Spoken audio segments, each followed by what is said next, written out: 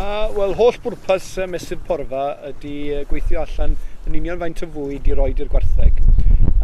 Ydyn ni mesur y ffarm unwaith o'r wythnos efo rising plate meter fel welsoch chi'n gynharach.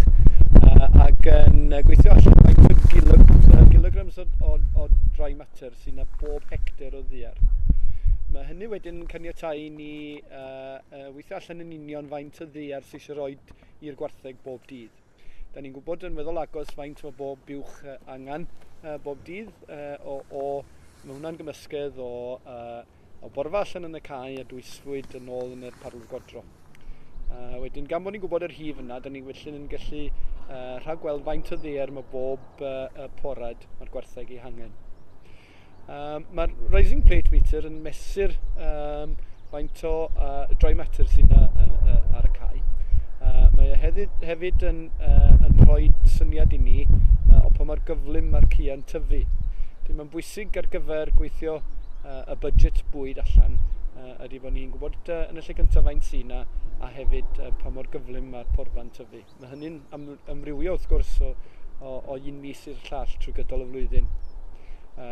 Braidd dim tyfiant yn y gia a tyfiant cryf yn y Gwanwyn mis Ebrill a mis Mai. Reit, mae'n bwysig wrth gwrs bod ni'n mesur faint o borfa sydd ar y cie bob wythnos. A da ni'n defnyddio mesurydd porfa, sef y plate meter, i fynd o amgylch y ffarm bob wythnos yn mesur bob cae.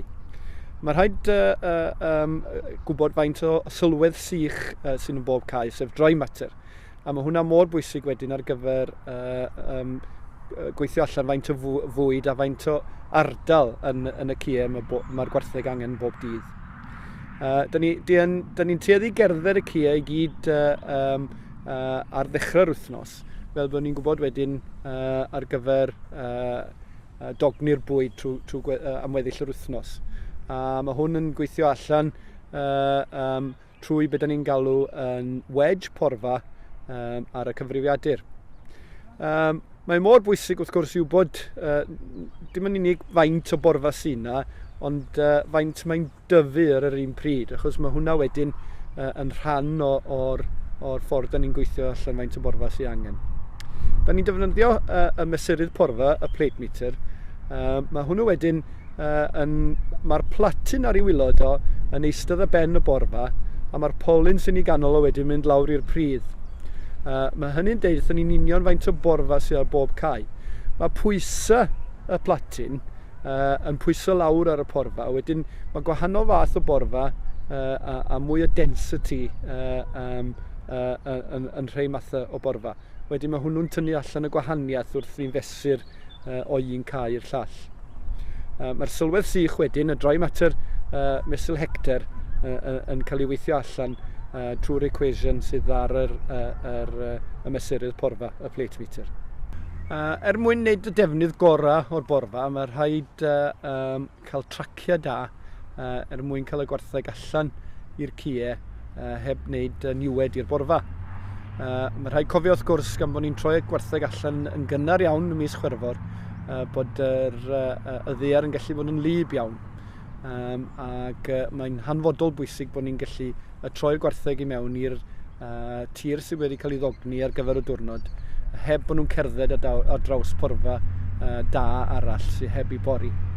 Mae gwartheg mewn tywydd glib wrth gwrs yn gallu gwneud tipyn o niwed i'r borfa ac i'r ddaear. Mae'r tracia yn hynod o bwysig i wneud siŵr bod hynny ddim yn digwydd. Mae rhaid adeiladu'r trac fel bod dŵr glaw yn golchydd ar y trac. Mae'n bwysig bod camber da ar ei ganol o sy'n galluogi'r dŵr wedyn i redeg i ffwrdd o un ochr i'r llall. Mae'r tracia yma yn y coleg wedi cael ei wneud â sawl blwyddyn nawr ac os nhw'n cael ei gwneud yn dda yn y lle cyntaf, wedyn chydig iawn o waith cynnal a chadw sy'n arnyn nhw hynny ymlaen. Dyma ni enghreifftiau o ga sydd heb ei bori ar porfa o gwmpas 2,800 kg ar hectar. A ochr arall i'r trac, mae enghraifft o gau sy'n newydd i bori. Mae hwn yn mesur o gwmpas y 500 kilogram o sylwedd sych yr hectar. Mae hwn yn ddelfrydol ar gyfer pori yn y lle cyntaf ac ar gyfer pan mae'r gwartheg yn dod allan o'r cae yn yr ail le. Wrth bori'n lawr i 500, mae'n golygu bod safon y borfa yn parhau'n dda ar gyfer y poriant nesaf. Mwyn dogni'r borfa, mae'n hynod o bwysig bod ni'n defnyddio ffens drydan fel hyn. Mae'r ffens yma yn galluogi ni ddogni ddigon ar gyfer 12 awr yn unig. Mae hynny'n galluogi y gwartheg i lanhau'r borfa lawr i'r 500 pwysig na ni'n sôn amdano yn gynharach. Ac yn golygu nad yw'r gwartheg wedyn yn mynd yn ôl i'r un darn a maen nhw wedi pori yn gynharach. Gan bod hynny wedyn yn galluogi'r cae yna i ail ddechrau tyfu ar gyfer y rownd nesaf o bori.